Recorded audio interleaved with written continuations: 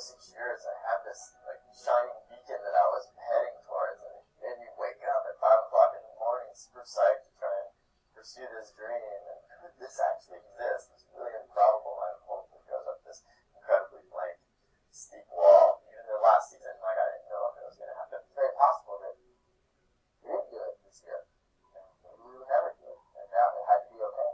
But we ended up having fun in the winter because the conditions were the best for doing hard fun, and that also meant that there was some ice ball. I don't know how to say the ice would right by me for my helmet's in the port wedge, and I can't go anywhere. I'm stuck to this fixed line, and it's either going to hit me or it's not. And I was just like, this sucks. We were both prepared to fail.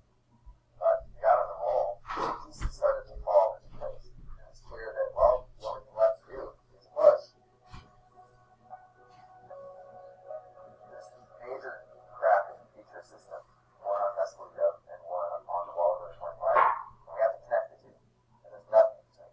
Then it came down to this incredibly technical style of running. Kevin's expertise really, really was key in this because he was so good at analyzing everything. The slightest variations in body position, the angle that you step on these technical. He had to choreograph the whole thing down to a perfect science. Sand off any ridges on our shoes, sand off any ridges on our fingers, so that we could make contact with the wall. And then that only got us halfway there. I mean, what it came to in the end is actually building a belief that we could do it. It was a ton of pressure. I didn't want to hold up our ascent, and I wanted to do it. Dedicated 6 years of our lives to doing this, coming down to this one pitch. It was like the most competitive and intense and emotional roller coaster over those 7 days, battling with that 15 pitch.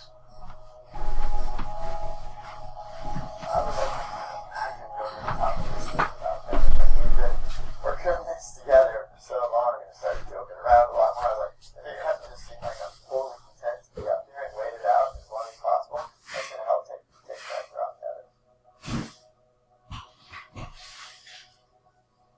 The fact that I dropped my phone off the wall and I didn't have to like deal with emails anymore, I was like, this is fun. Like, this is a moment in life that I'm never going to forget. And if it lasts a bit longer, that's great. That battle that Kevin was going through was really extraordinary to watch. You see all these great moments this morning in history that are kind of legendary, and I was like, I was the only one right there to witness it. Well, these guys finally come out. Was it